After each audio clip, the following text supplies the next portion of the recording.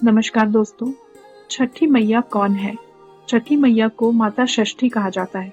वे सूर्य देव भगवान भास्कर की बहन मानी जाती हैं। माता षष्ठी को संतान और परिवार की रक्षक देवी कहा गया है। माना जाता है कि वे नवजात बच्चों की रक्षा करती हैं और संतानहीन स्त्रियों को संतान का वर देती हैं। छठ पूजा या छठ पर्व भारत के सबसे प्राचीन और पवित्र त्योहारों में से एक है। यह मुख्य रूप से बिहार, झारखंड, पूर्वी उत्तर प्रदेश और नेपाल के तराई क्षेत्रों में अत्यधिक श्रद्धा और भक्ति से मनाया जाता है। बहुत समय पहले की बात है। राजा प्रियव्रत नाम के एक राजा थे। उनकी पत्नी का नाम था मालिनी। राजा बहुत धर्मात्मा थे, परंतु उनके कोई संतान नहीं थी। वे बहुत दुखी रहते थे और हर देवी देवता की पूजा करते थे, लेकिन फल नहीं मिला। एक दिन महर्षि कश्यप उनके दरबार में आए। राजा ने उनसे अपनी व्यथा कही। हे मुनि, हमारे सब सुख हैं, लेकिन संतान नहीं है। कृपया उपाय बताइए। महर्षि ने कहा, राजन, आप षष्ठी देवी की उपासना करें। वे ही संतान की दात्री हैं। राजा और रानी ने छठी देवी की पूजा की।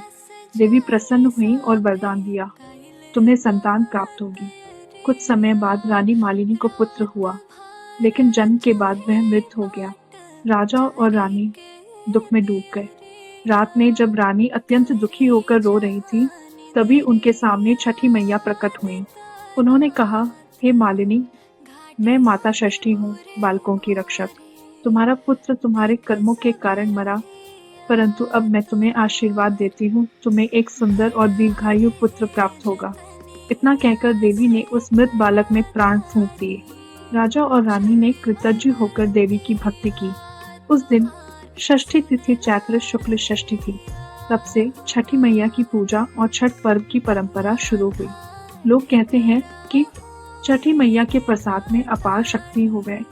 जे मन लगावे, ओकरे दुख दर्द सब मिट जावे। अर्थात जो व्यक्ति श्रद्धा से छठी मैया का व्रत करता है, उसके जीवन के सारे दुख मिट जाते हैं। छठ पूजा के 4 मुख्य दिन। पहला दिन नहाए खाए व्रती स्नान कर शुद्ध भोजन बनाती हैं और केवल एक बार खाती हैं।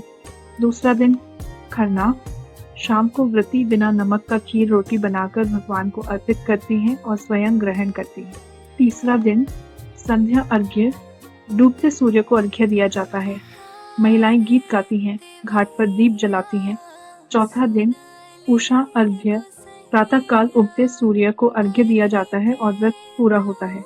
इस व्रत में कोई पुजारी नहीं होता, व्रती स्वयं पूजा करती हैं। इसमें प्लास्टिक या कृत्रिम चीजों का प्रयोग नहीं होता, सब कुछ प्राकृतिक होता है। गन्ना, फल, मिट्टी के दीप, बांस की टोकरी। यह पर्व शुद्धता, संयम और आत्मबल का प्रतीक है। छठ के गीत जैसे केलवा के पात पर उगेलन सूरजदेव लोक संस्कृति का सुंदर हिस्सा है। छठ पर्व मनाया जाता है सूर्य देव का धन्यवाद देने के लिए, क्योंकि सूर्य से ही जीवन, ऊर्जा और प्रकाश की प्राप्ति होती है। आरोग्य और समृद्धि के लिए व्रती अपने परिवार के सुख, स्वास्थ्य और दीर्घायु की कामना करते हैं। संतान की कामना के लिए निःसंतान महिलाएं छठी मैया से संतान प्राप्ति का वर मांगती हैं। प्रकृति के प्रति आभार के लिए यह पर्व जल, वायु, अग्नि, आकाश और पृथ्वी, इन पंचतत्वों के प्रति कृतज्ञता व्यक्त करता है। छठी मैया आप पर, आपके परिवार पर और आपके हर कार्य पर अपनी असीम कृपा बरसाए। आपका जीवन सूर्य देव की तरह उज्जवल रहे, घर में सुख, शांति, स्वास्थ्य और समृद्धि बनी रहे और हर दिन नई ऊर्जा और खुशियां लेकर आए। Please subscribe and share. Chhath पर्व की हार्दिक शुभकामनाएं। जय छठी मैया, जय सूर्य भगवान।